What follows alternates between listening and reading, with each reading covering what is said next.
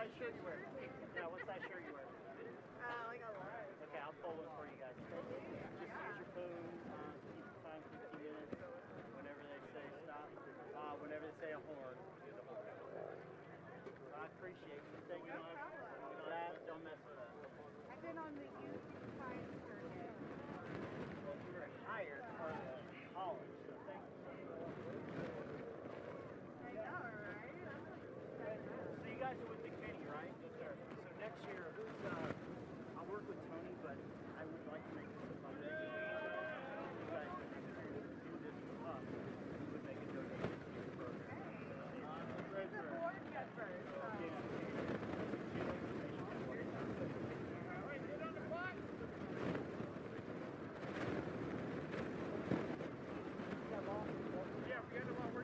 How long? 15 minutes. 15 minutes. 15 minutes. Are you going to work this?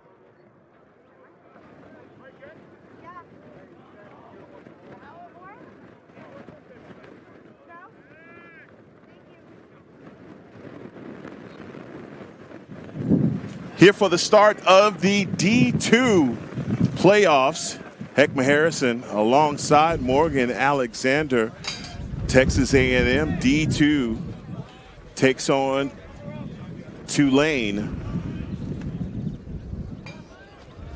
The Green Wave come in to today's tournament 8-3. On the other side for A&M, they come in 6-2. And I think I'm just going to go out on a limb here and just tell you that you are going to love this Green Wave team. Morgan, they are physical, and they have some guys on their team that you can tell absolutely love the game of lacrosse. On the other side for Texas A&M, they get it done right also. Their coach, Sean Archer. Yeah, Tulane with an 8-3 overall record so far this season. They have a lot of kids in this roster from Villanova, Pennsylvania, Baltimore, Maryland, the traditional hotbeds of the sport. Very interesting to see. Millburn, New Jersey, West Hampton, New York. This roster from literally all over the country. And working it inside, and immediately a score. Luke Farnan, one of the names that you definitely better keep your eyes on is Luke Farnan. He is the scorer for these guys. A product out of West Hampton, New York. Ball behind cage, quarterbacking this offense. Cut straight down, wide open, lefty shot. I can already tell this offensive production. Very organized, discipline, great stick work. I told you were going to like them. West Hampton, one of those great schools out in Long Island. My college roommate from Syracuse played at West Hampton High School. Only assuming their boys' team's just as highly touted as the girls.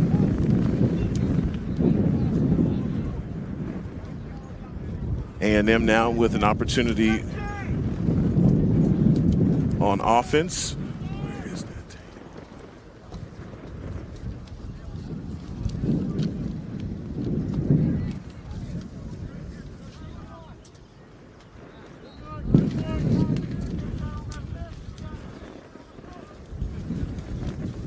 Working the ball here through X. Trying to get the open guy in the middle. Dodging hard, fake to the outside, loses his footing. Turnover headed the other way for Tulane. Pushing it in transition here, but recognizing, okay, maybe we don't have the numbers. Moving the ball around. Typically when you hear an offense yell yellow, it's exactly what it means when you're driving. Slow down. Yellow, yellow. Is that the signal? Thank you, Morgan, giving you the play-by-play analysis here on the game, working it inside, and boy, that looked like that was going to amount to some points for Texas A&M for number 22. And the size difference here already, you can tell how aggressive this Tulane defense is, recognizing when to double team the ball, get in their hands, cause those turnovers. Big in stature, athletic guys out here battling it out.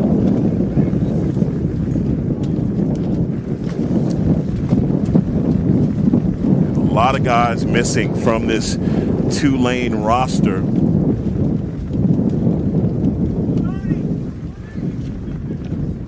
.30 on the shot clock here. Sense of urgency. It's only 1-0. Great ball movement, great save. And that's Justice. Sorry about that. That's Justice Cordova with the shot attempt. You want to see the cage first. A lot of times you just catch and shoot it. The goalie's going to get out. Decrease your angle.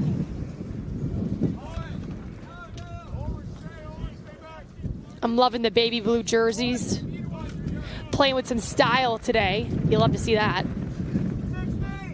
But they call themselves the Green Wave. Baby blue and green. Quite the contrast when you see their football team. They have some, their color rushes, their jerseys are phenomenal. Tulane, not an easy school, I tell you, known for academics.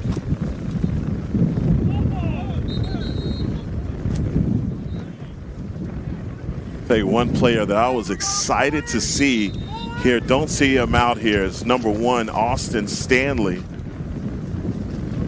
He's a guy that enjoys Ironman competitions and also is a boxer. That might be where he's at right now.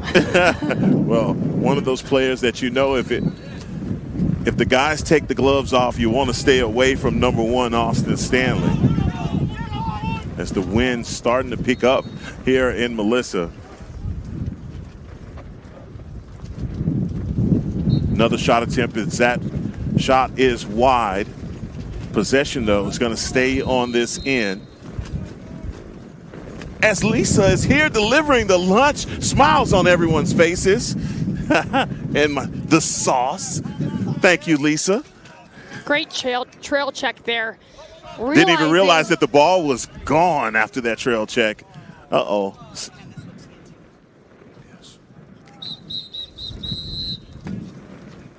We have a player down on the field, and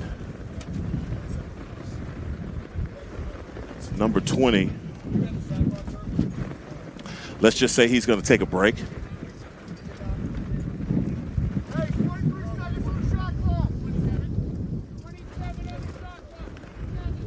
We have 27 seconds on the shot clock for Tulane.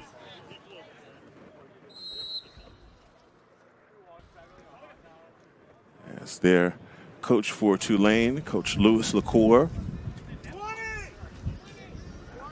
Great conversation, a guy that I got an opportunity to meet when they played East Texas Baptist. This Tulane offense is looking to work from X as a quarterback type offense. We have not seen that much this weekend so far, but they're looking to keep the ball behind, start the offensive movement from X. In other games, it's been a lot up top, which is a different look than we have seen so far this weekend. More of a run and gun style on the other side, and that pass was deflected, intercepted. Number 27, Connor Gamblin, with the long pole, electing to pull up. Substitutions being made on both ends as players run across. What's the difference in that, Morgan, when you do point that out, when you're running the offense from behind X as opposed to any other style? Well, I think the difference is just the ability to utilize cutters through the middle when you're playing from behind. And then, you know, another thing too is if you turn the ball over up top here, it's a really quick transition for A&M to come down and score in transition. Whereas if you turn the ball over behind the net, it's a lot further for them to go, and you can get a better ride in, which is why typically a lot of teams like to utilize behind the net. If you watch teams like Syracuse play, they play a lot behind the net, quarterbacking the offense, looking for cutters in the middle, as well as dodging from up top. But it's good to have both styles of play and be able to utilize both. But I think you see at the MCLA level, a lot of the better players are your midfielders. So they want to keep the ball in their hands, and that's what you're seeing down here. Okay, all the way out of the cage. Will he call his own number? No, he elects not to. That's going to be a far run back to the other side for number 15, Connor Farnan. We've seen a lot of goalies doing that this weekend. Just saying, hey, I'm not going to make that pass. I'm just going to take matters into my own hands. Although I can't help but imagine it gets a little boring down there sometimes. Absolutely. And working in close for the shot attempt is Zach Ulrich. Not able to cash this in. So far, Tulane obviously up by a score of 6:51 here in the first quarter. It's been a slow first quarter offensive production. Lots of turnovers. But first game of the day for these teams and getting those jitters out.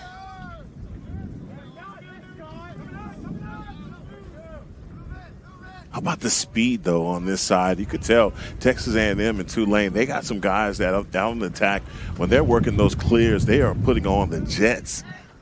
Yeah, and the biggest difference from last game to this game, I just think, is physicality a little bit. They want to get up on their hands. They want to get up on them real early. And I think that's just the biggest difference I've seen so far.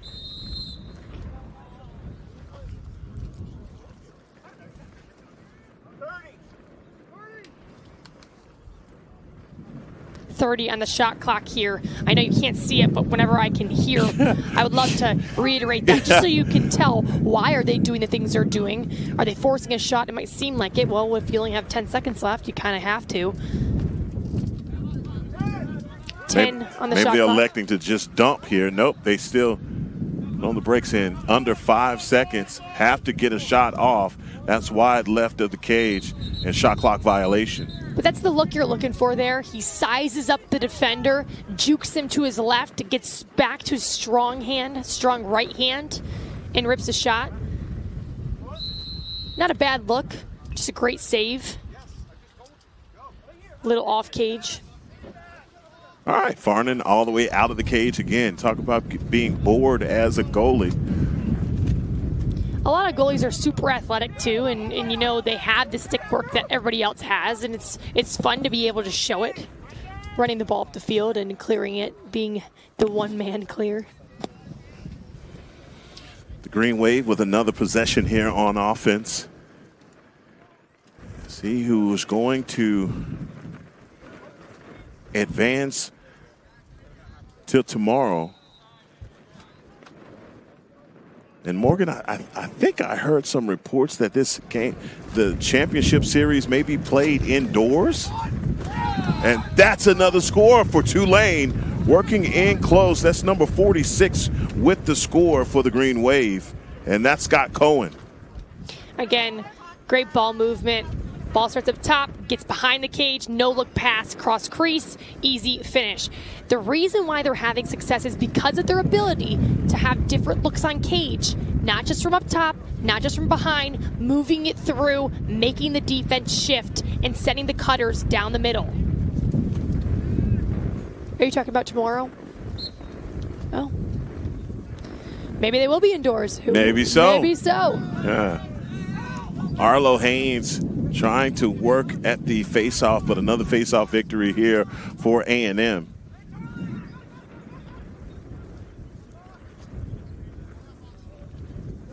Charlie McLaughlin, pass intercepted behind the X, and A&M doing a good job of getting the loose ball and keeping the possession on this end.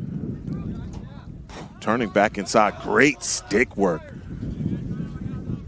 Number 8 in white is super quick off his dodge. Look for him to kind of size up some defenders up top and get a shot. Get his hands free too. Yeah, Charlie McLaughlin, excuse me.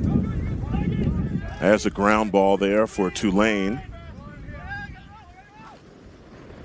That's Dylan Sue.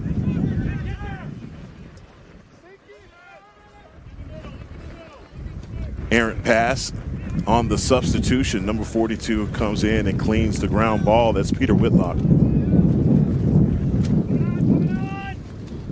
A&M down by 2 here early in the first quarter.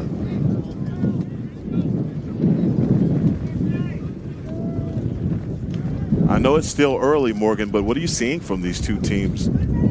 I think A&M has had a lot of great looks on cage. They're just not falling right now, and they will. It's just a matter of time. I think watching these two teams play athletically wise, they're pretty hand in hand. Skill, size, all of that. I think this is going to be a tight matchup. Whew. Collecting ankles right there is number 3.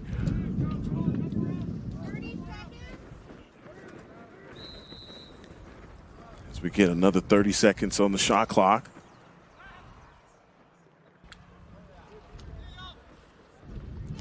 And that's the epitome. Actually, I'm going to call that a textbook question mark dodge. 30 on the shot clock. Drives hard up the alley with the left hand. Cuts back to his right. Stings it low. Great shot. Number 22 in white. That's what you want to see in your attackers. Being able to utilize that question mark dodge. It's super beneficial. You fake him out. Think you're going to use that left hand. But you want to go right back to your strong righty.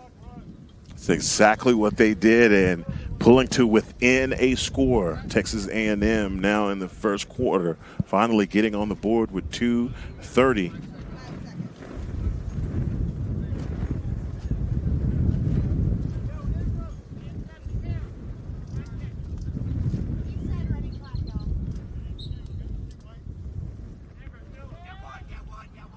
Another win at the face-off. And that's the end of the first quarter here. We're a little off in timing. We'll figure that one out. But great matchup so far, 2-1.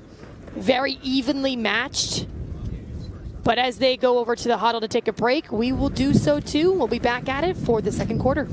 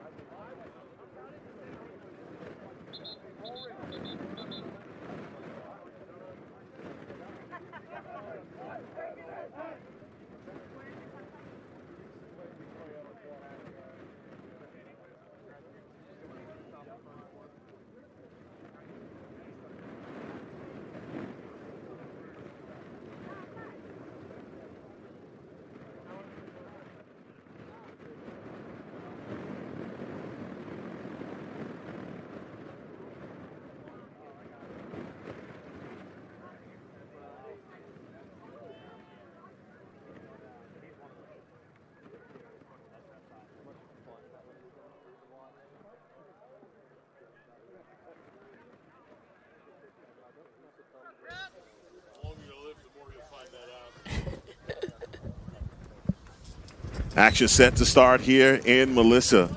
Score Tulane 2, Texas A&M 1. A&M finding a way to get on the board, and we found out that number 22 is Justice Cardova. A little too eager there. Wins the face-off. You're down 1 goal. Get that possession. Get the ball around. It's a tough pass to make through the middle, costing a turnover for them to give Tulane the ball back, and that's definitely not what you want because of how talented this Tulane team is offensively. Kind of even as far as the exchanges between these two. I think the physicality is starting to match up as A&M is, again, taking it to them defensively is making the difference. I think they tried to set the tone, did the green wave there in the first quarter, but you see the answer back now by the Aggies. But as we were seeing the answer back, there's number 10 working his way inside. Zach Ulrich again for another score. Number 10 in the baby blue pulls him over to his left. Quick split dodge, hesitation, face dodge. My bad. Number 10 stings it low. Great shot. Great finish. We talk all the time about shooting low on those alley dodges, and they do a great job of that. Trying to make up the difference on the face-off. Morgan has been back at about 50% here, 50-50 on the wins, and Tulane kind of pulling away on these face-offs.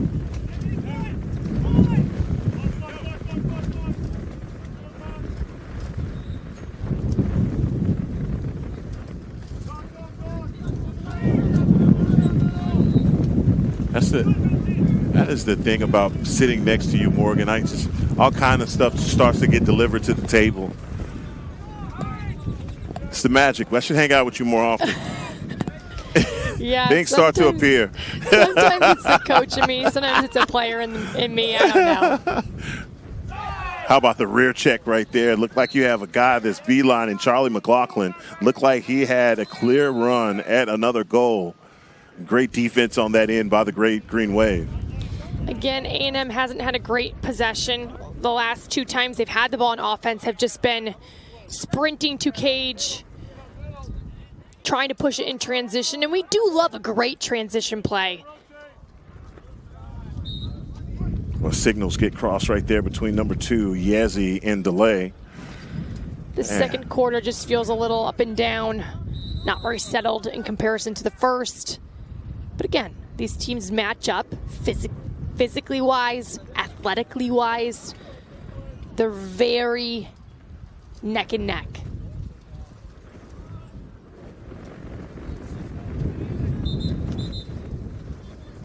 And timeout called on this end by Texas A&M. And timeout on the field. We'll do the same and be right back as play resumes here on Game On Sports.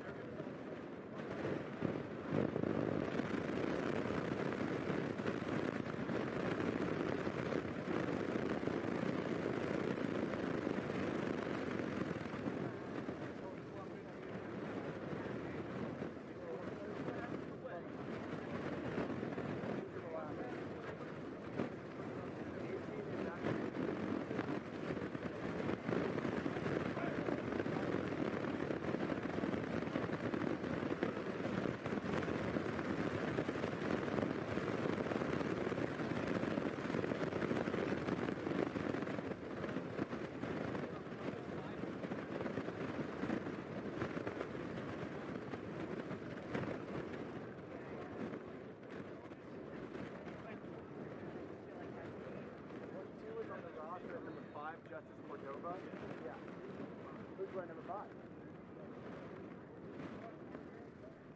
5 is Josh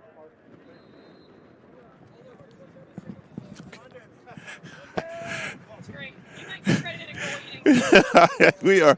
we're trying to work out our rosters here, a bunch of number changes, so trying to make sure that we give the proper credit to players.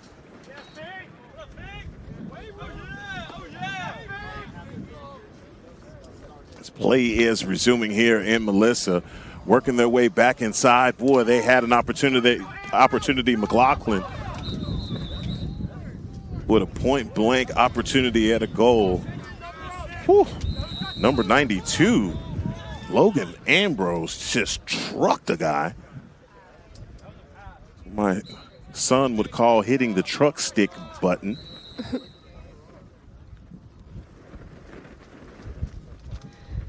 Let's see what they drew up in that timeout that A&M just called. They definitely wanted to settle the ball down and be like, all right, enough with the fast breaks. Let's get a good possession. It's 1-3. We're not out of this game yet.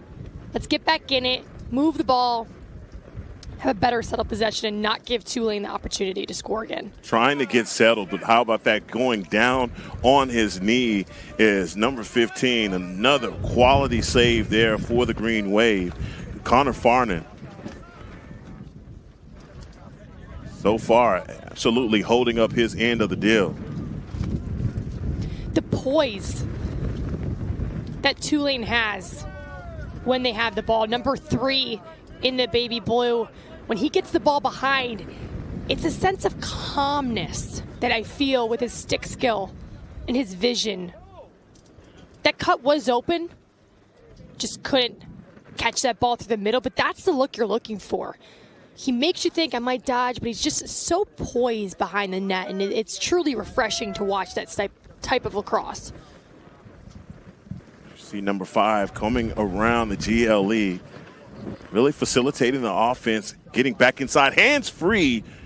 Looked like he had a second there, split second in an open window, just not able to hit the back of the net with the bouncer. And now working another clear is number 31, Dylan Sue.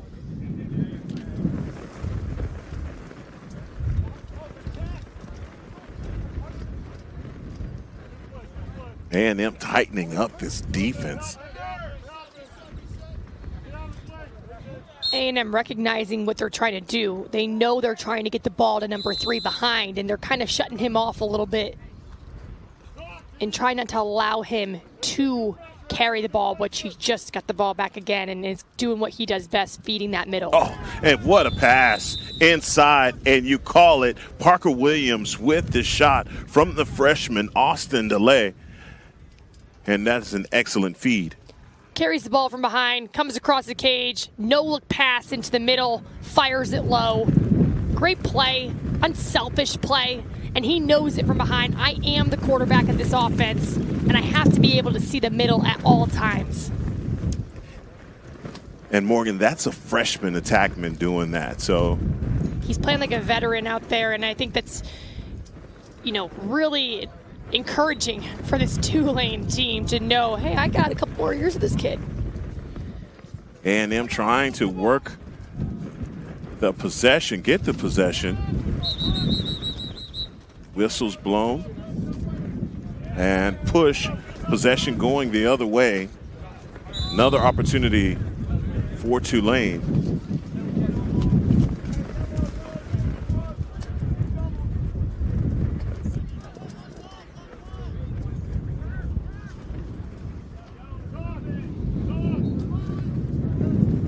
And slowing the pace down a little bit here for the Green Wave. They have been executing at a high level, going through delay.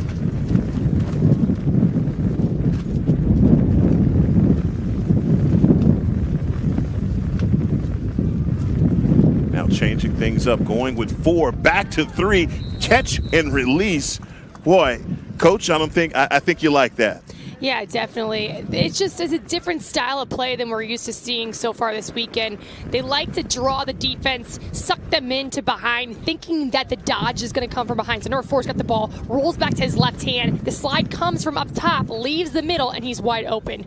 they're doing a great job of making the slide come. It comes across as like he's going to go on the 1v1, but really what he's thinking in his head is, I want to draw away that defender so that I can get the easy goal, not force through a million people. And they're doing a great job picking apart this A&M defense right now.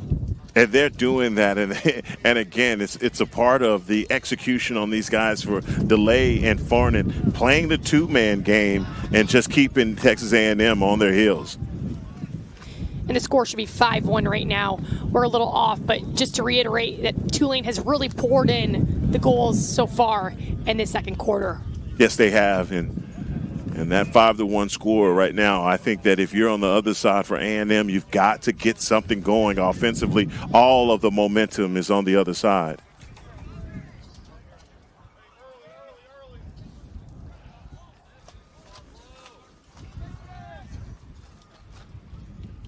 Errant pass going out of bounds possession, however, is going to stay on this end.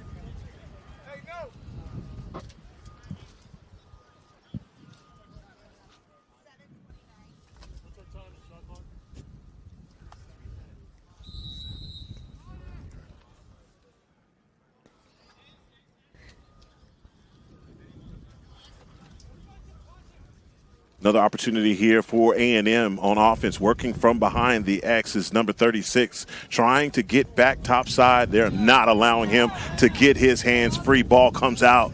That's great defense by Matthew Asiano.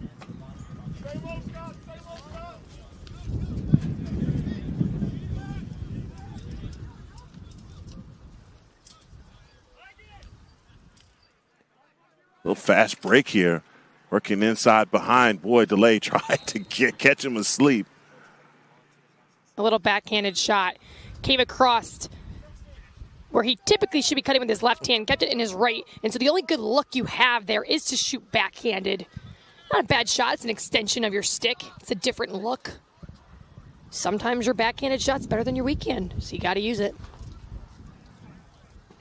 Tulane with a ton of movement offensively. Whew. Rings the pipe, going to stay here.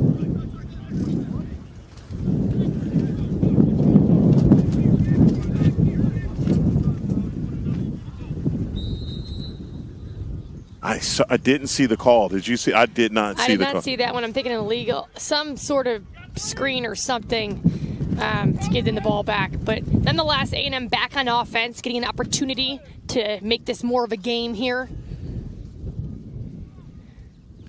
I think you see some exhaustion on the A&M side, getting a little tired.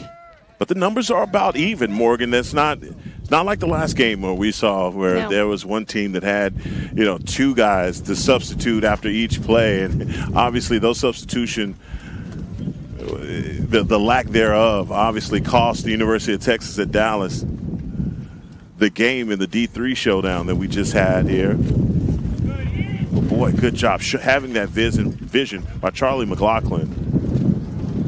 Just not able to get it past Farnan. There's Farnan again, all the way out of the cage. He sees the triple team coming and elects to pass back out of it.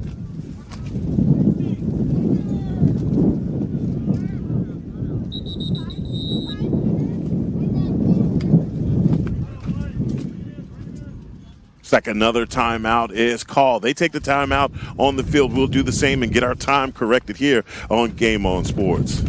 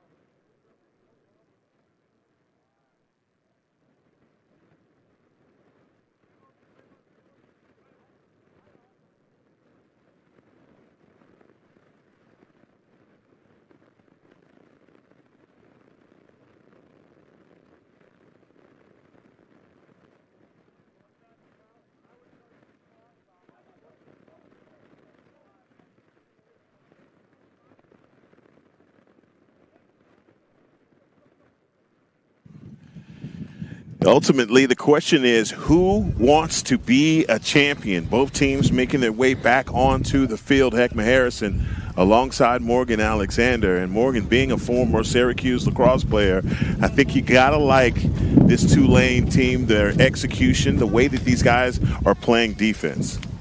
Yeah, definitely. I think their offense does a great job of being organized on the O end and knowing what they want and picking apart this defense while doing so. I think they mix up their looks, but they love to attack from behind. And as a former attacker, that's something I love to see because I think it gives you a totally different look, and you can still utilize your middies on the downhill cuts and cuts inside. Well, maybe found a cutter right there, but just not able to complete the pass. Ball rolls out of bounds. Possession to A&M, 4:37. It's the ball movement for them. If you notice, in comparison to other teams from this weekend, a lot of the other teams like the downhill dodge, ISO 1v1, whereas Tulane's offense is more, I'm going to ISO but not necessarily want to take that shot. I want to force feed the middle, and that's, again, a different look. Not saying one's better than the other, but it's working for them here today. Number 3 gets across for A&M. They have a lot of pressure on the ride there. About 4 minutes left in this half.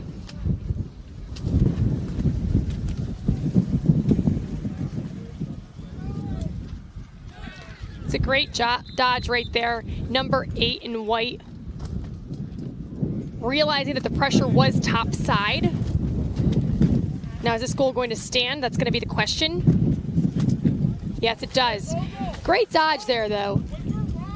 You know, realizing that the pressure is all on his top side. It's great to be aggressive because you want to make sure that you're being aggressive on his stick so that he can't get his hands free. But oftentimes what happens is when you're super aggressive on the top side, you cannot get underneath to stop him from doing that underneath roll and getting inside. But great finish there. Number 8 in white, sticking it to him to keep him in this game.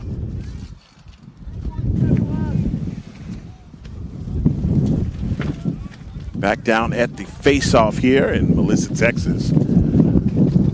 As the wind is picking up, if it's not nailed down, it will blow away. That is for sure. The sun is shining. We love to see that. But if the wind could just dial it down a little bit, we'd be in better shape over here. Trying to hold on the fort.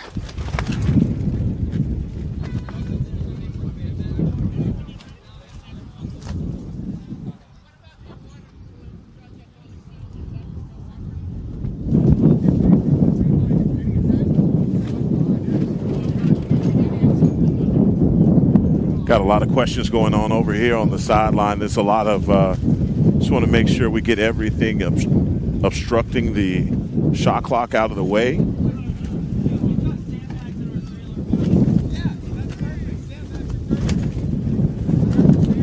Oh, I think they're trying to figure out a way to keep the far side goal.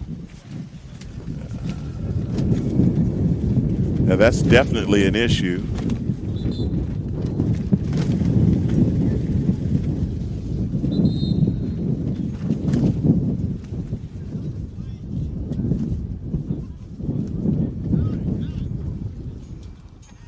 We were not lying when we said the wind is really picking up out here. I think it's kind of hard to tell on your TV streaming, but out here it is whipping and can make it hard to keep that goal down. You'd think that goal is extremely heavy, but apparently the wind is taking over today. Yeah, not heavy enough.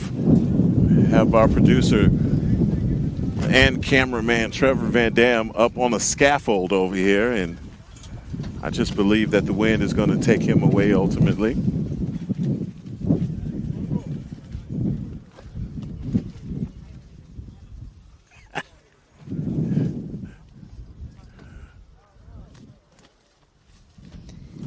Well, today at the Division I level, there's some pretty good games on. UVA, Notre Dame, Duke, UNC. UNC pulling in the upset as we speak, up 15-10 over Duke. Wow. Kind of a crazy game going on over there in the ACC. And Syracuse played yesterday or today? I think they have this weekend off, if Okay. I'm correct. Don't quote me on that, but I'm pretty sure I am a fan. But all things Syracuse now. I mean, come on. We can't go at least 30 minutes without a Syracuse reference from you. So I'm also a Navy fan too. So, okay. I'll mix it up, both of those. All right. Hadn't heard anything about Navy, but well, my dad was in the Navy, so he's a Navy. I think whatever my dad's a fan of, I became a fan of, naturally speaking. So my dad was a fan of Syracuse and Navy growing up, and I ended up going to Syracuse. So girl from upstate New York, correct? Yes. So does that make you a Giants fan? No, actually, born and raised Cowboys. My mom's side of the family is Cowboys fans, and my dad's, so I'm not a transplant when I moved here. It's Dallas, but it's just fun for me that I get to be around Cowboys Nation. You know what? The Alexanders are all right with me. Yeah. How about that? Dad's a Navy man and a Cowboy fan. I know. All right. Living in New York, he loves a pretty good guy. Hey, living in New York, he just loves to argue. Yeah, right? He's the topic of all dive bars. Yeah. Fred Gardner replaces a sandbag in the back of the goal and raises his hands in victory. Yeah. Awesome. Spinning a shot coming across his number 10. Again, Zach those Ulrich. Cars behind the net. Might want to watch out. We got some fast shooters out here today. Oh, he's spinning it. Oh, tried to work and get his hands free. Not there. Electing to go back behind the X. Boy, that looked like a missed opportunity right there for Tulane. The vision that 3 and the baby blue has behind the net, though, is something really unmatched here today, because he sees the play develop before it even develops. It's almost like a Tony Romo in the booth calling the football games. He knows what's going to happen before it happens, and that's what makes a really good attacker, is that ability to see where the slide's going to come from and where that cut should be. And sometimes when you have an attacker with that high of a lacrosse IQ, he'll make a pass that the cut's not even there because he's expecting, you should know that's your cut. Great anticipation on the other side, and tell you what, that's another save in between the pipes. Trying to hustle down that pass, and A&M does a good job. 2 minutes left here in the second quarter, in the half, I should say. Let's see if A&M can get a couple late ones here to go into halftime with a little momentum.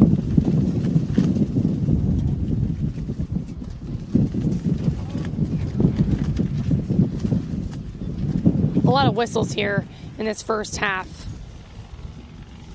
And with the wind whipping, it's very hard to hear what these refs are saying on the field. We're doing our best up here, trying to give you the most accurate play calling. But again, when you can barely hear yourself think because of the wind, it makes it a little bit challenging. Yep.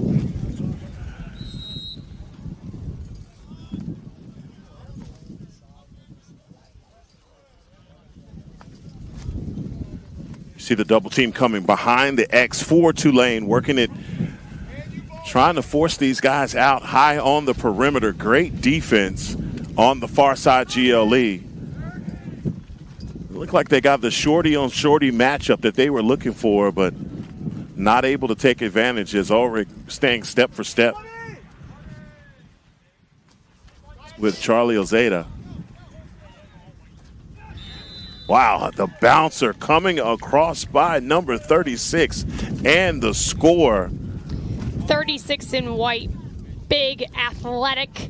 You know he's going to cage. He splits to his right, and he has a very fast shot, stings it low. Great play, and exactly what A&M needs right now going into halftime. Right under a minute left to play in the half, and you nailed it. I think I was a little surprised by that shot from the distance that it was taken from. Maybe Tulane was as well. But again, back down at the X, another win at the faceoff for the Aggies. The rear check brings the ball off of the head of the stick as Tulane going the other way. Great ride. Turned them all the way back, and time becoming of the essence.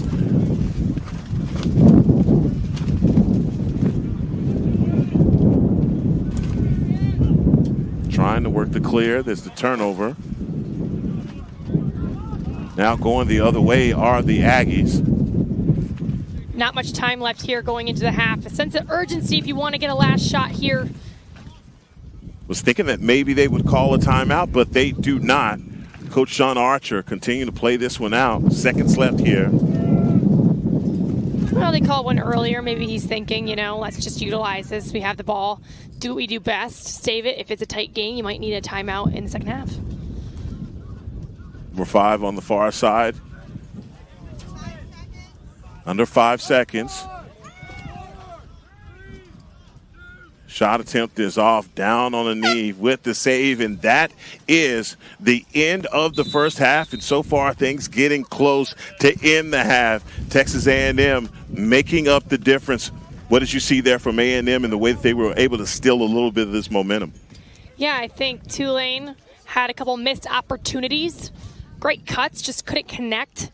And A&M took advantage of it. They got the ball on offense. They got it around. They regrouped, had a better settled offense, stopped pushing it in transition, and made them pay for it. And now we have ourselves a ball game. We absolutely do have a ball game, 3-5 going into the half. They take a break for the half, and we will return for the beginning of the third quarter here on Game On Sports.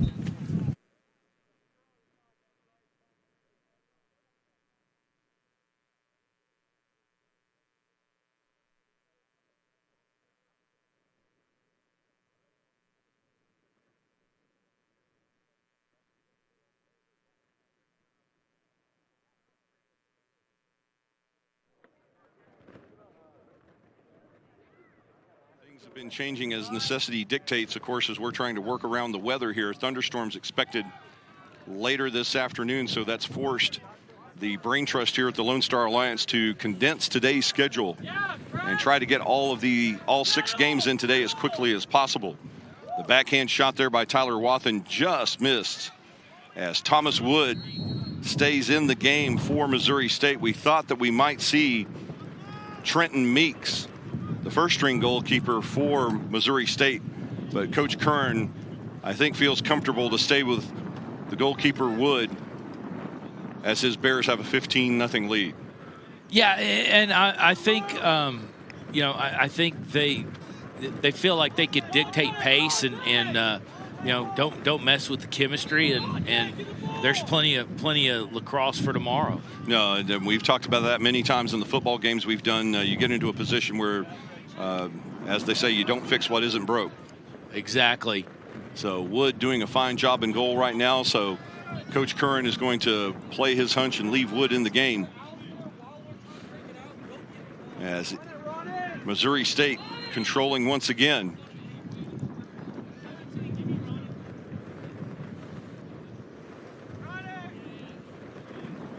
And play stopped here, as now with the 15-goal lead moving into the second half, a full running clock and a goal, as it's now 16-0 Bears. We'll take a look here at the replay. And a goal for number 7, Andrew Tipton. Yeah, his third goal of the game. Tipton just had to drift up, accept the pass, find that lane, and get Bosa to commit to the inside. Noah Ref in the center circle for the Bears, being challenged by Blake Lind. And Ref with the clean face-off win, he'll charge downfield. Puts a shot on goal just wide.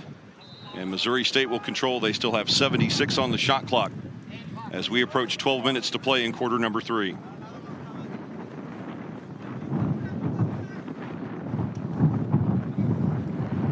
Jacob Waddles holds the ball, goal line extended on the far side.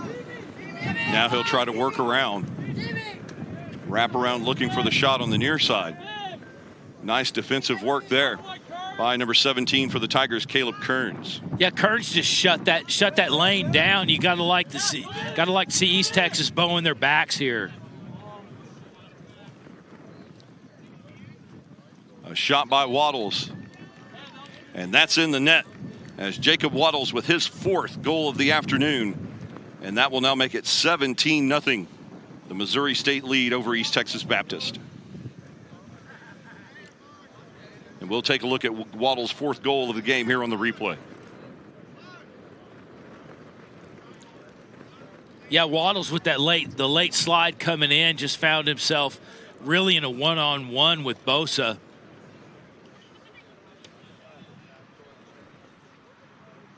So as we move under the 11-minute mark here in quarter number 3, it's Andrew Tipton in the face-off circle. Oh, pardon me, no, that's 17, Alex Zoff in the face-off circle. And the victor this time, number 36 for the Tigers, Gavin McCutcheon, as he wins only his 3rd face-off of the afternoon.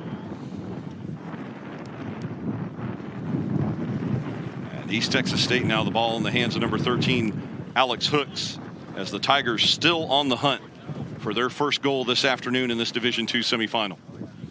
Yeah, and East Texas Baptist, they have the right personnel and just need to have things fall their way, take care of the ball, do the little things, and see what they can do as far as creating opportunity. And Missouri State with the save. It's picked up by Cole, looking for his 4th goal. Great save there by the Tiger goalkeeper, Bosa, as it looked like Brian Cole was about to put his 4th tally on the scoreboard this afternoon with the long stick. Yeah, Bosa, great to step up on that corner and shut it down. We have Hooks down here for East Texas Baptist. An injury timeout on the field as the clock will stop with 9:47 remaining in the 3rd, as Alex Hooks down on the turf.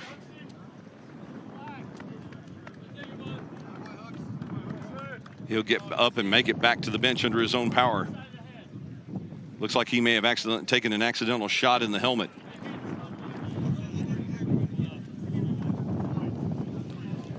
Yeah, on that clear, kind of a free-for-all along, just on the other side of the midline.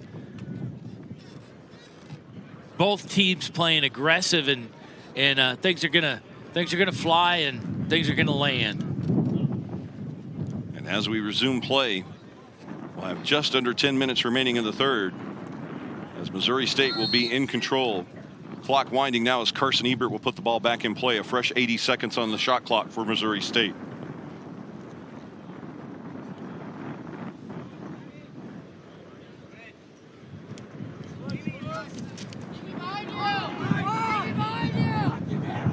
A loose ball up front, and the ground ball won by number 6, Ben Ireland.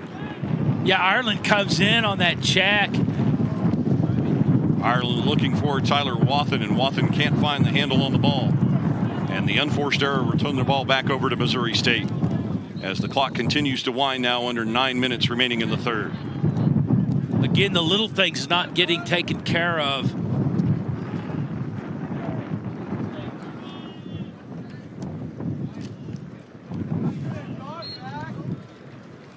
Tipton with a nice flat-footed shot just over the head of Bosa, and Tipton bidding for his 4th goal of the game as well, and just narrowly missed it, as it remains 18-0 the advantage.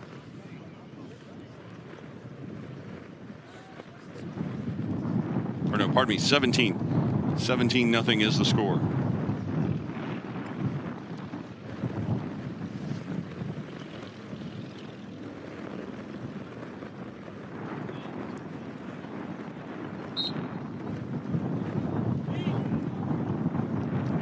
Pardon me, that was the 18th goal of the match right there.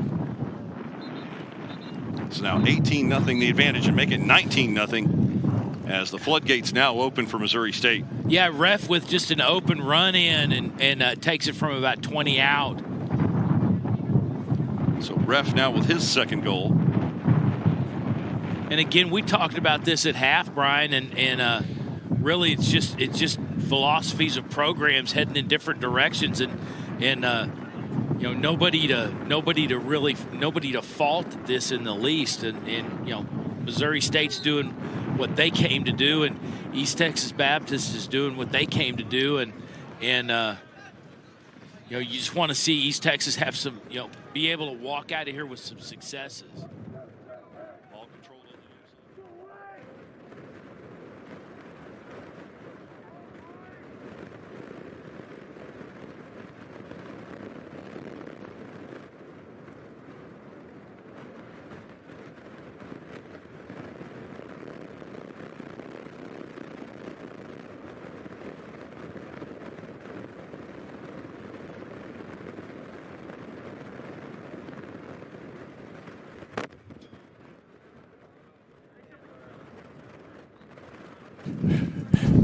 Play set to begin here.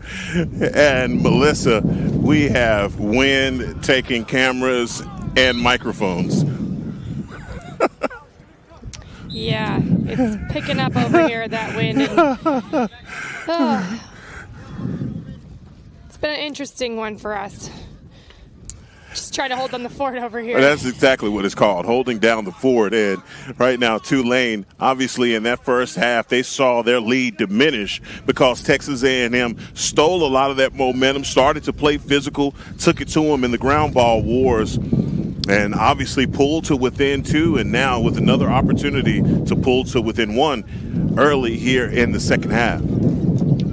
Yeah, they're really capitalizing on their mistakes. I felt like in the first quarter when Tulane would drop the ball a lot, they would still come up with the ground ball. Well, A&M's kind of turned it on in their ability to come up with big ground balls to get the offensive possessions. Well, they're going to have to keep that effort up because we saw there at the end, well, we see the way that Tulane wants to execute their offense, and on that end, this just doesn't seem like A&M has an answer for them. Yeah, A&M has a lot of great looks on Cage, but I think the hardest part for them is stopping that Tulane offense in a settled possession. And I think that is why possession is key here in their ability to keep the ball, score, win the faceoff, and not allow Tulane to have those settled possessions so that they can pull away. I see him trying to work down the alley. The defense coming immediately past behind. Hands free. But that's a shot that's obviously easy for the goalie to get a save. Yeah, he saw it coming the whole time. Right at him. Didn't really have to move his stick. And now they have numbers here in transition.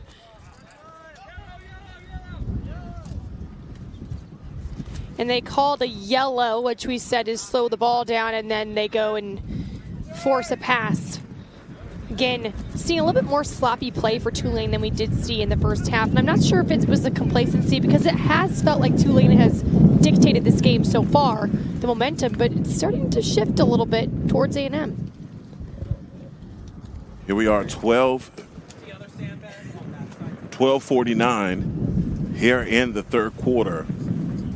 It's a back and forth affair, and both teams had a break there for the halftime, but man, they are picking up right from where they left off. A&M continuing to press, but the rear check brings the ball off the head of the stick, and again, another earned possession coming to A&M. And coming up later, we can see Texas and TCU warming up over there. It's going to be a great battle. We know how that battle is on the football field. Well, here it is at Lacrosse Field. Got to be just as good, if not better. Yeah, this is, and Texas coming into today, they get with the orange, the chromed out orange hat. That's so sweet.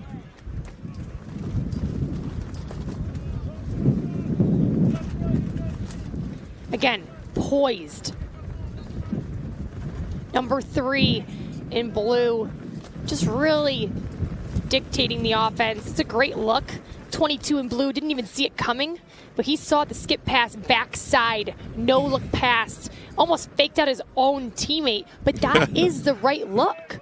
Numbers are shifting on the backside, and he sees that and has that ability and vision to make that play. And slowing the pace down also, Morgan, as you see right now. A&M coming out further on the perimeter than they did in the first half, but still finding a way inside. How about that for the interception? Number 20 sticking out his stick last minute.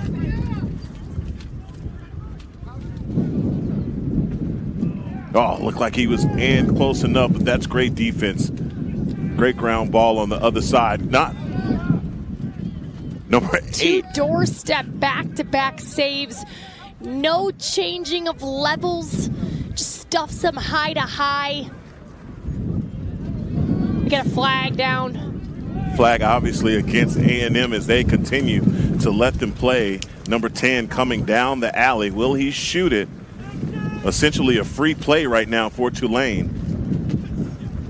Ball goes out of bounds, and we will figure out what the actual call was. So we get a 1-minute slash on number 8, Charlie McLaughlin. McLaughlin gets to think about his deed. I believe this is the second man up opportunity in this game for Tulane. Yes, and look for number 3 in blue to kind of still dictate this man up situation here. Moving the ball quickly, which they're doing, getting it through X. Great ball movement, shifting that defense. Great look, just a little bit off the mark. And if you're number 12, Timothy Keegan, look, he was able to get his hands free, but didn't have the great vision on that shot. Maybe an extra pass would have done better in that situation. Definitely, and you got to get that defense moving because they are just going to sit in their zone because of the fact that they're man down. So you have to make that zone shift, or else it's easy for them to guard 2 people with just 1 person.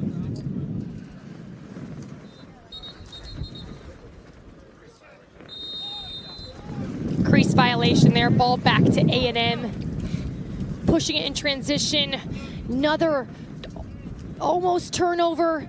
Again, sloppy on the clears, both sides of the game. Tulane ball.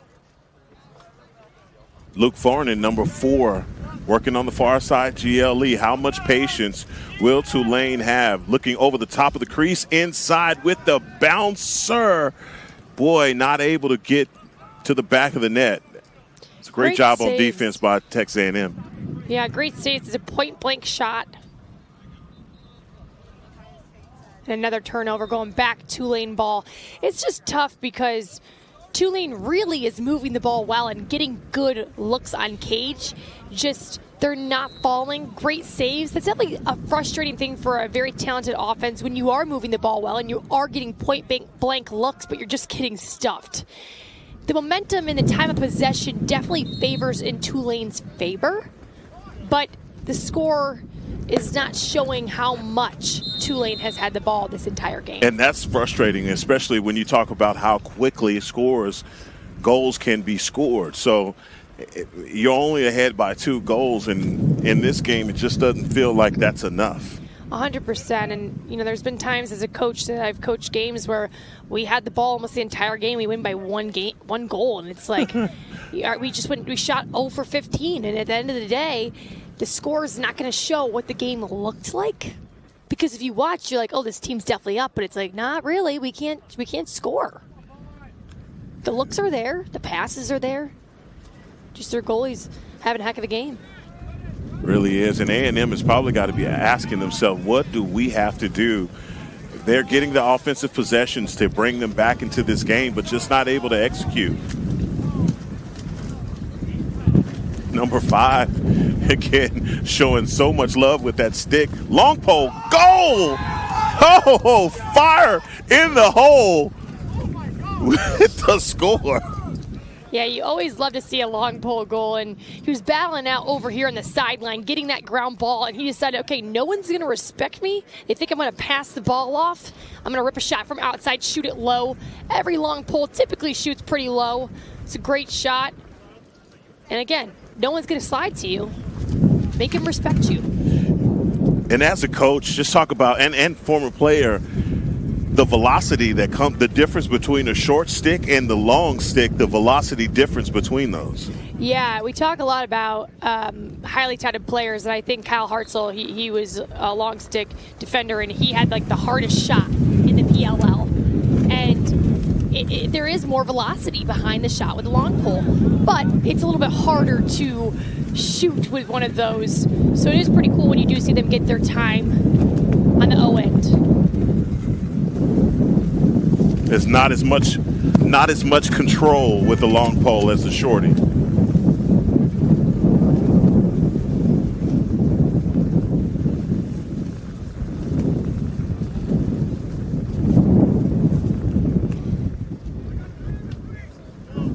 And I'm slowing it down here, getting those O mids in, D mids off, calling out some plays, trying to set something up to get back in this game. They're only down by 3.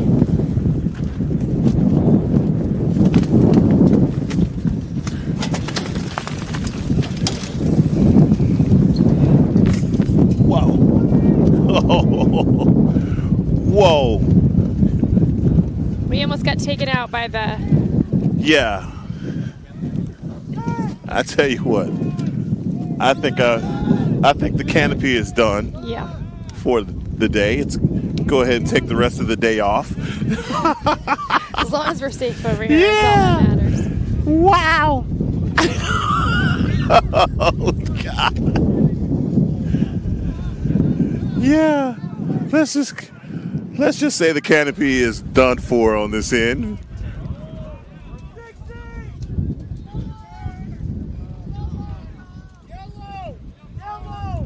Now Tulane getting their substitutions in here, trying to set something up to start to pull away here late in the third.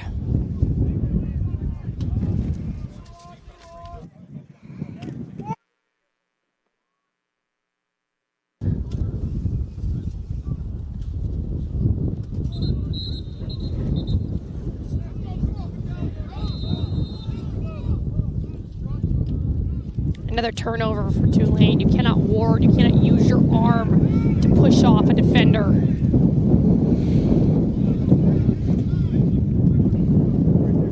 Again, great save. Not a bad shot, low left corner. Just a great effort by the Tulane goalie. I guess one of the things we do recognize now that the sun is shining, Morgan. Yeah, I might have to run to my car and get some sunglasses. I didn't think that was going to happen today. Yeah. Well, look, we almost got took out by the canopy, so at this point, I won't complain about anything. Yeah, I agree with that one. I think I'm a little lucky to have my head still attached. Yeah, with the sandbags holding that thing down, almost hit me in the face over here.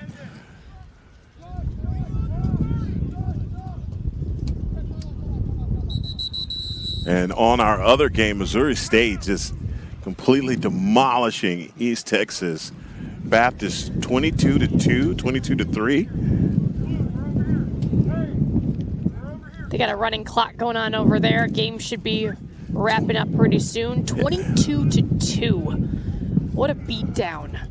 I guess they might be the team to beat. Maybe so. They take a timeout on the field. We're going to do the same to kind of gather our nerves here and return as play resumes on Game On Sports.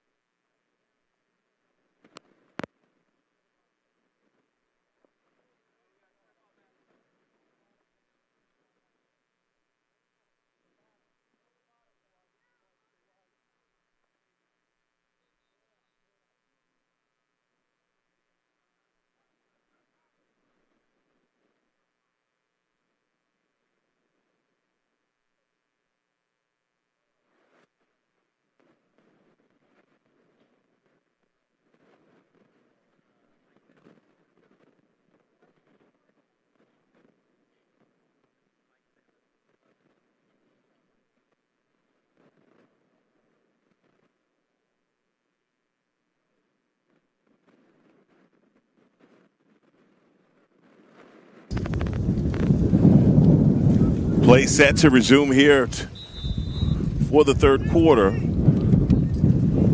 60 seconds on the shot clock for Tulane. And Tulane up by 3 scores in a game that just does not feel like they have a commanding lead. It just kind of has that feel that Texas A&M at any moment could explode offensively. Yeah, you would have thought on that timeout they were going to talk things over. I think the look was an alley dodge, but just couldn't handle the ball off the dodge. Great defense there, just so physical. And we talked about the athleticism of both these teams. They're very hand in hand, but Tulane just gives that stature of just a very aggressive style defense. Again, working across the alley is A&M, being defended by number 46.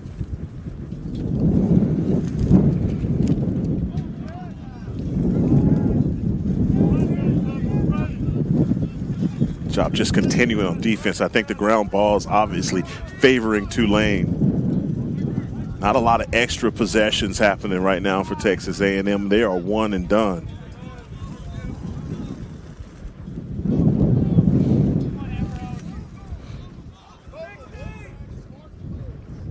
And now they're calling a yellow here. Not stall, but just Slow it down. Slow it down. We're a little unorganized here. We're a little frantic. Instead of forcing something, let's just set something up. I show him frantic. I show Morgan Alexander the bob and weave from the sandbag. Yeah, over here on the sidelines. Yeah, talk about close call. Rotation start. Boy, they could not get there, but that would have been so pretty. It's just a great cut inside, and I think the hardest part is that they just can't catch and finish. It's a great feed. That's the look you want. If you're a head coach and you're drawing something up, that's the look you want, but they have to be able to catch and finish. And we talk about that a lot, about how that's something you learn in your backyard. That's stick skill. That's not athleticism. That's stick skill.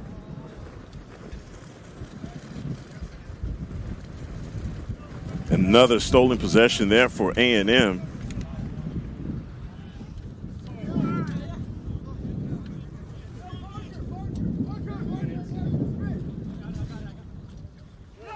Goal for Texas A&M. Great ball movement. Moves the ball around, spins it, stings it low. Just a great overall offensive possession for A&M, and to take advantage of the cause turnover on the D end. Makes a huge stop. Dips it low. Slight hesitation. Stings it low.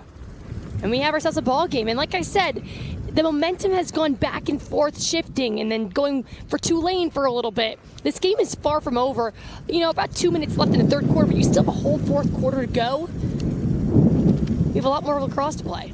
Yeah, I mentioned it earlier that it just didn't seem like, even though the momentum was favoring Tulane, that A&M was not out of it, and now being only down by 2 scores.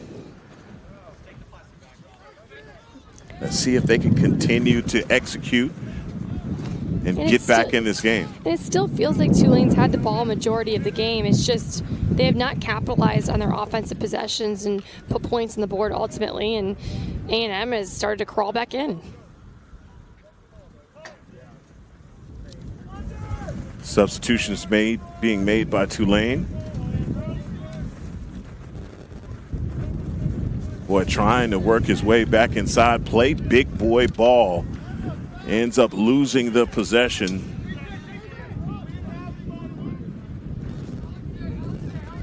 That matchup is extremely hard. 92 in blue. Tall, physical player wants to shoulder his way through to the net. Yeah. But A&M creating that contact back and causing him to turn the ball over. I'm thinking you've tried that look 3 times, maybe switch it up on offense, give it a different look moving forward. You saw Logan Ambrose, number 92 is who you're talking about. Again, he's just basically trying to bully his way to the crease. Pass over the top of the cage. Just hadn't seen those pay the same dividends that they did in the first half. again, that's the look that you're looking for. You know, it's hard to look. You can look at him and be like, oh, that's not the best pass. That's not the best look. But when you watch him as a player, that vision, that no-look pass backside, that is exactly what you're looking for. It's just they cannot catch and finish those shots right now. As the seconds in the countdown at the end of the third quarter. And the momentum right now going to Texas A&M. One more quarter to go to see who is going to play for the D2 championship on Sunday. We'll take a break and return for the beginning of the fourth quarter here on Game On Sports.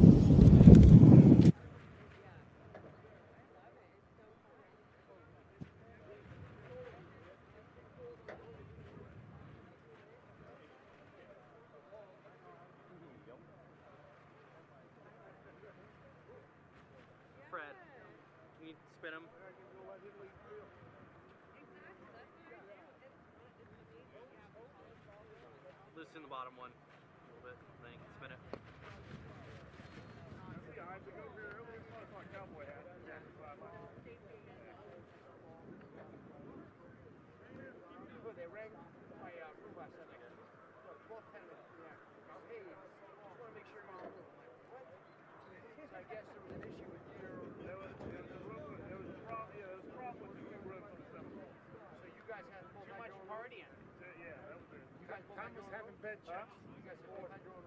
Yeah, it worked out that way until it did that about 12:30 at night. So they do a kick out of the room to clean it?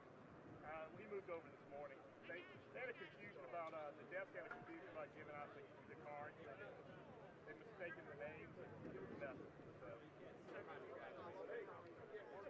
then he had two people walk in on him about 12:30. They gave keys to them. Let's go. Yeah. That's why you locked that little thing up. Mine was up.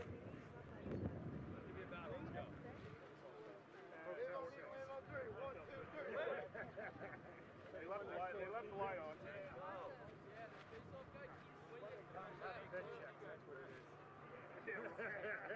Now he would be definitely up at that time.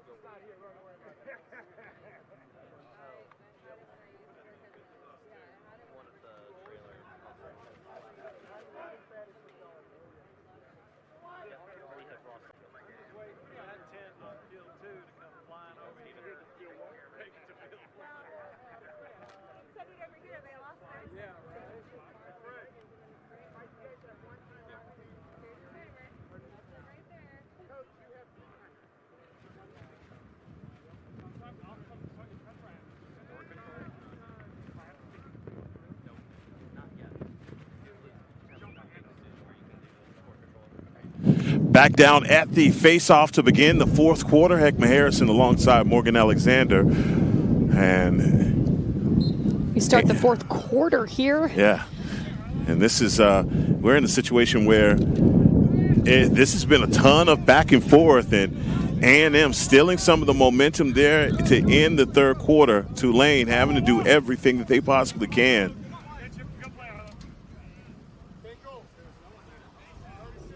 The execution has been with the guys in baby blue. It's just they have not been able to find the back of the net here in the second half. It's the same looks. They're doing the same things, just not connecting on them. And I think that's the toughest part for this offense. Well, that's a shot attempt. That ball bounces high up in the air behind the net. Connor Farnan. Another save, another offensive possession.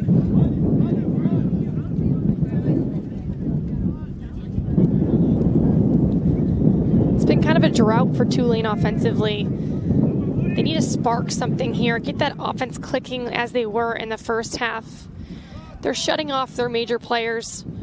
4 in blue, trying to shut him off so he can't dictate the offense. 3 in blue. What specifically are they doing to shut him down? Because he hasn't had the impact, clearly, that he had in the first half. Well, 3 in blue, especially, he's a feeder. Yes. He's looking to feed the middle. It's not necessarily what he's doing wrong. I think that There's the score that you needed. Number 12, finding the back of the net, Timothy Keegan. Lucky sevens on the board. 12 in blue, spins to one hand, keeps it out, keeps it away from the defender, knowing he's behind him, shoots low. Easy goal. That's a tough look for the defense because they did have the body on him, but as he put it out to one hand, he extended his stick away from the pressure and was able to get a shot off. Here we are at the face-off again. Boy, this has become an event. Tulane trying to earn another possession, and they do. Logan Ambrose using that big body. Pass going to the far side, still able to keep it. That's a turnover. Ground ball taken by A&M. If I'm Tulane, I want the ball in 4 and 3's hands at all times. Lots of turnovers coming from some of the other players on this offense. Sometimes you just have to go with who is hot this game. And I always say this, it might be a different person every single game who has the hot hand. But you got to utilize that and recognize who are the guys that are keeping the ball in their stick, taking care of the ball, and who's just having maybe an off day. But I like what you pointed out, though, Morgan. Tulane is going back to the same offensive set, trying to pass it over the cage, and I think that Texas A&M has become accustomed to that play. Maybe want to switch it up a little bit here.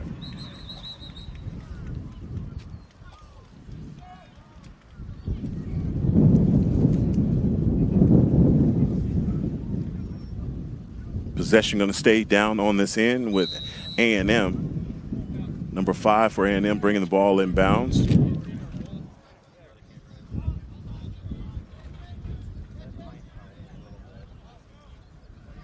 About 12 minutes left to play in this game. Survive and advance, lots on the line. Great double team, forcing the pressure, and just an overall great effort by the goalie to get the ball. What nerve there by Farnan coming out of the circle on that loose ball. Taking matters into his own hands.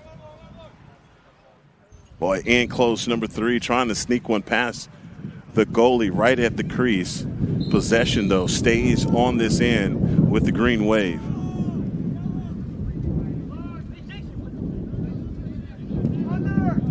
There's that offense directing from behind the X. Over the top, one-hander. That's so sweet. That's exactly what they drew up. Again, utilizing your players that are catching and throwing in traffic. Number 4 in blue, cuts hard, extends the stick to one hand, catches that ball and finishes it.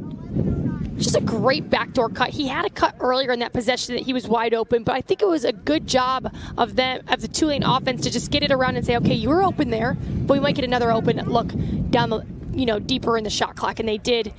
And it was just a great stick skill play to put it out to one hand, snag that ball in the air and finish it low. And Delay and Fornan with another score on the two-man game. These two, you called it. Keep that ball in the stick of number 3 and number 4, and it is paying dividends as Tulane now has 8, A&M 4. Still plenty of time, though, Morgan. Yeah, 11 minutes is a long time.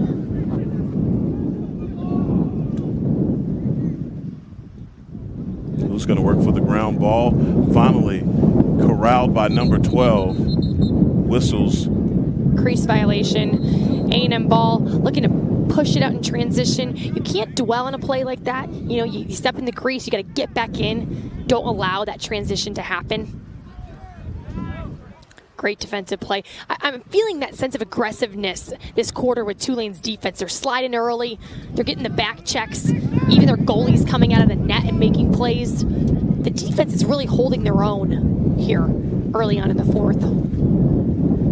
And Coach LaCour, there's a bouncer inside. You have 2 A&M defenders in the same place. Number 12 taking advantage there as Timothy Keegan with another score. And let's take note here. That play started on the D end. Huge stop. Kicked the ball out in transition. Pushed it up the field. Had numbers. Carries the ball. Looks middle. Steps inside. Finishes off stick side low. Great shot. Great placement. And Tulane is starting to roll and click offensively here in the fourth. Score 9-4. Favoring Tulane back down at the face-off. One thing you can say, wind has been consistent on today. As we get a timeout and get an opportunity to fix our hair with all the wind. That's a ball joke, Morgan. Anyway, we'll take a timeout and we'll return. Here's Play Resumes on Game On Sports.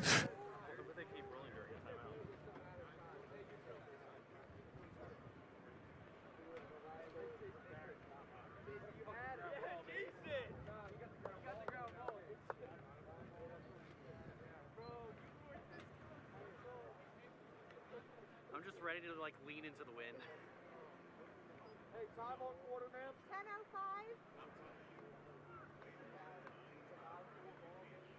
Oh yeah, no. I'm already like sideways just operating.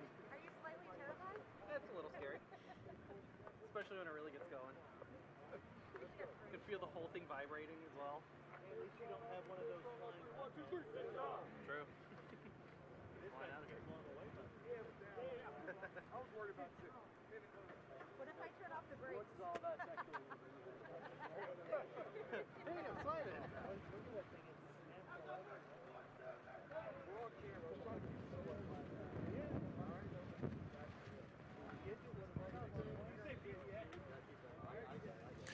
10 minutes left here in the fourth quarter. Who is going to get an opportunity to hoist the trophy for the Division II LSA Championship? Missouri State is handling business right now versus East Texas Baptist.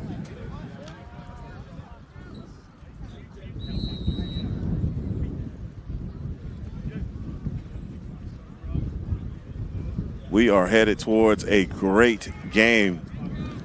Stay tuned, stay with us, because we have the D1 action coming up here next on field number 1. It'll be the University of Texas versus TCU. Two teams in the beginning of the season that Texas, and all of their great victories on the season, only beat TCU by 2 goals. I guess that's something you can hang your hat on. We only lost by 2 if you're TCU, but boy, great game coming. They're definitely ready to have some revenge, especially on a bigger stage. How awesome would it be to upset a team and head to that championship game? That is the game that will follow this one. On field number 1, it will be myself and Morgan Alexander on that game, and flag comes out at the last minute. Things getting a little chippy out here. Yeah, around 9 minutes to go. Up by 4. Still feels like Tulane is up by more because of how much time of possession.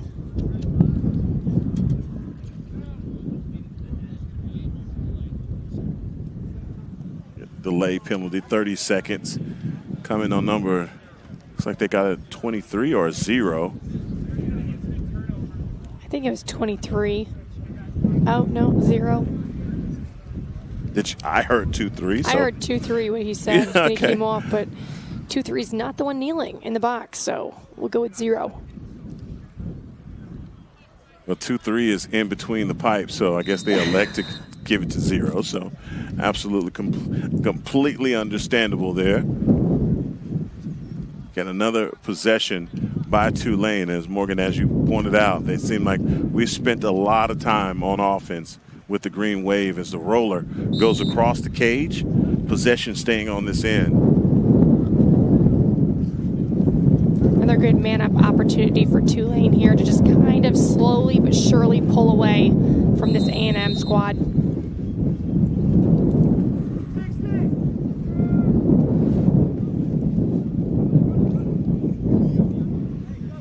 Maybe finding a way, and look, they burned that penalty coming from behind. We're all knotted up. Now they're even on the O-end. Spin move back inside. Easy save by number 23. Couple good looks there in the man-up opportunities. Just shots didn't fall. Again, there at the end, maybe a little bit of a forced shot, like you said. Easy save, high to high, not a lot of heat behind it. You're A&M. You got plenty of time, Morgan. As you've said, you can score in bunches. Do you start to force the issue a little bit? I mean, a little bit of a sense of urgency. I'd probably still kill at least 20-ish seconds at the shot clock before I got into my offense, just to make sure we're making that defense have to move. Boy, that's a shot attempt from point-blank range. And it's a reset in the shot clock.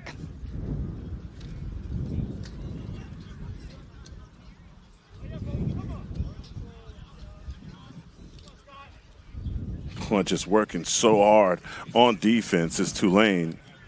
Scott Cohen.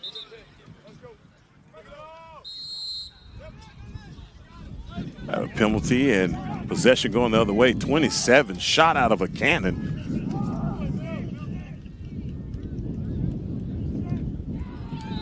He was determined and able to get that score. That's Connor Gamlin. Another LPG.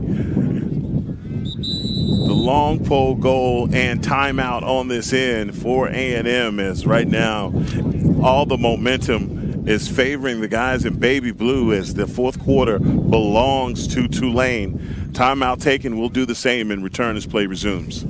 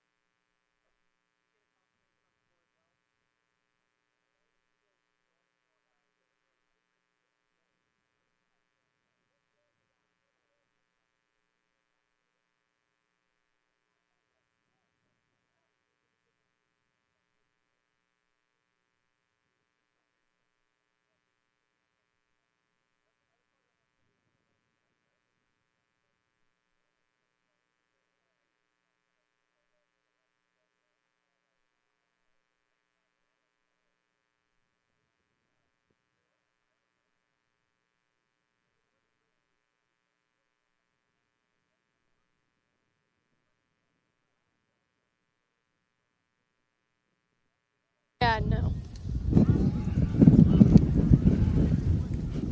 Final 7 minutes left here in the fourth quarter. I would say that the wind is starting to pick up, but that would be a common theme and thing to say. Yeah, it goes in waves. They are locked in at the face-off. Finally getting that out, and again, A&M with a possession. Got to get going, boy.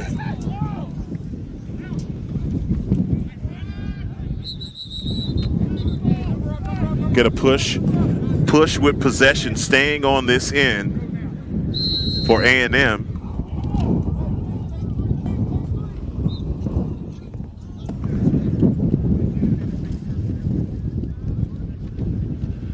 I say that's a new one. Maybe we're trying a post-up move down low.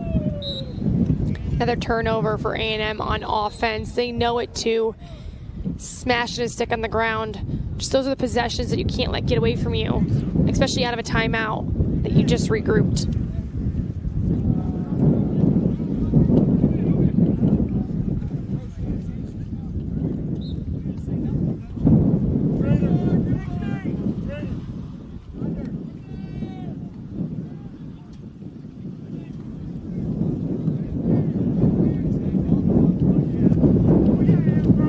Now, as you pointed out, Morgan, with the shot clock, again, you can't hold the ball for 5 minutes if you're Tulane, but with the sizable lead that you have, obviously you're interested in burning some clock.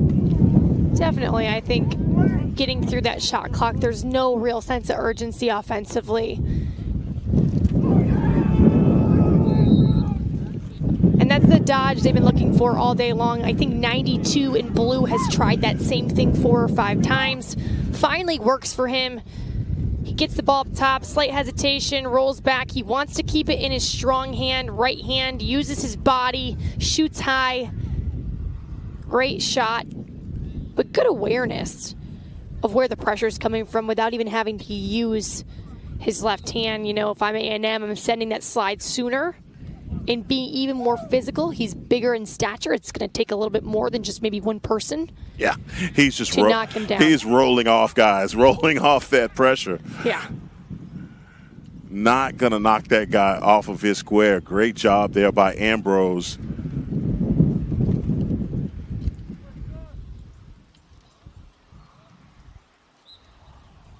For the score, hustle to the loose ball.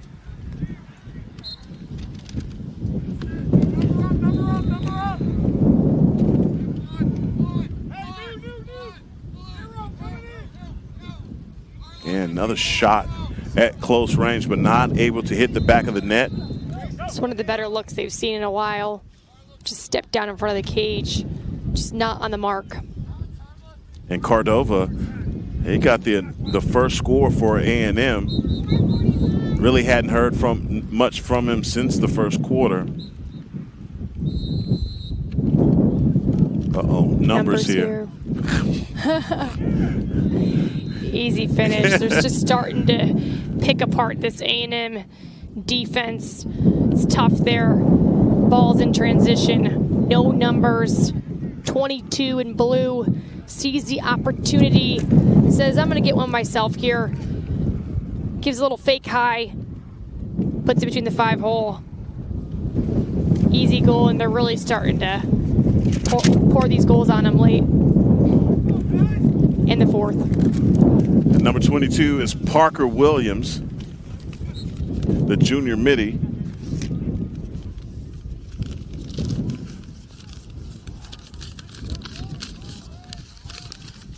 Another face-off win for Tulane. Up big, 8 scores here. Up by 8 and pouring it on here in the fourth. It's like A&M missed their opportunity. A lot of the momentum, again, favoring the guys in baby blue as they have put their foot on the pedal. And I give a lot of credit to A&M to hang with them for as long as they did in this matchup. Just physically wise and athleticism, Tulane seemed to have the edge here today. Number 7 steps in between that pass and, boy, putting on the Jets and loses the ball off of his stick.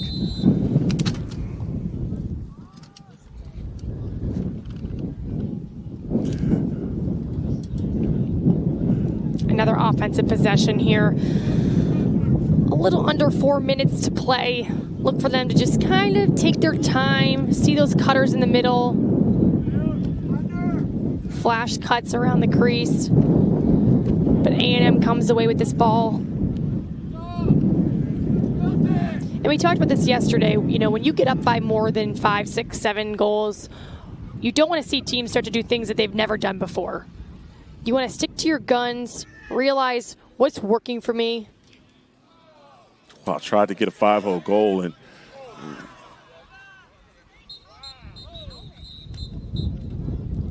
another flag against A&M. Gonna put the man down again. But there's no better look you're going to get than what they just had right there. Doorstep. The problem is, we talked about this again earlier in a couple matchups, is just power versus finesse. If you are right on the crease, there is no point in shooting so hard.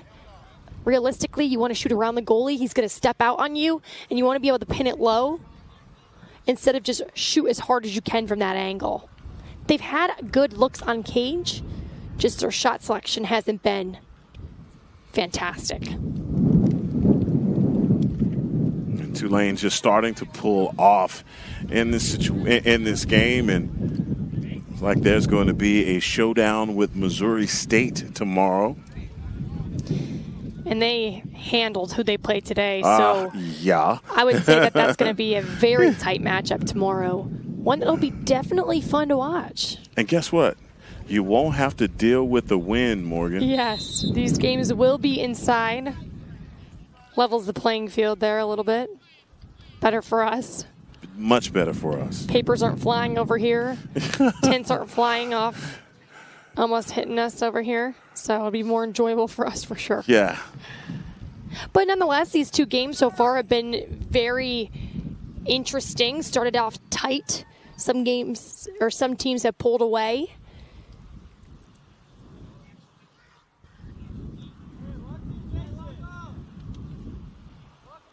Well, that's so we basically just got the report that we have been dealing with 38-mile-per-hour gusts of wind coming through Melissa. So perfect day to fly a kite. So in case you want to know what we're talking about, that gives you more numbers. If you're a numbers person, that might help you understand what we're talking about over here and why it's a little tough to call these games. Yeah, I haven't heard half of what you've been saying, so I can't hear anything because of the wind. No, I have. I've been able to hear you. I'm just joking. This has been a game for me. Obviously, when this game started, because I've seen Tulane before, I knew that this was going to be a team that you were going to be interested in seeing because of their style of play, and luckily they have not disappointed. No, they have not at all, and I think their ability to gut out a win when they weren't playing their best at certain times says something about the program and the discipline and the organization that they bring to the table. I love their style of offense, playing from behind the net a majority of the game. And physically wise, their ride has been relentless. Again, seeing them come up big here. Minute 30 to play, they get the ball back again.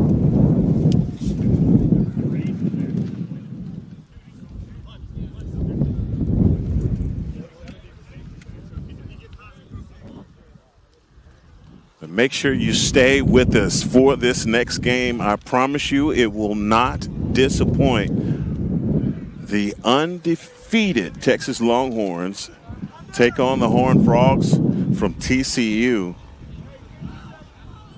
The game of, boy, this is going to be some high-level lacrosse. Both teams that have matched up earlier this season. And, you know, Texas has a target on their back. Absolutely they do. TCU feels like the underdog, going to give their all against a very disciplined Texas team. And the clock winds down here. Turnover. A&M ball, but about 30 seconds left. A&M battled it out, I would say, for the first three quarters. Tulane poured it on in the fourth.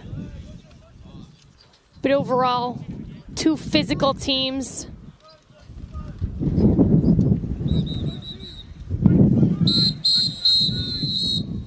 Another whistle on the field, and that is the ball game. Tulane wins by 8 scores. They will play in the championship round tomorrow.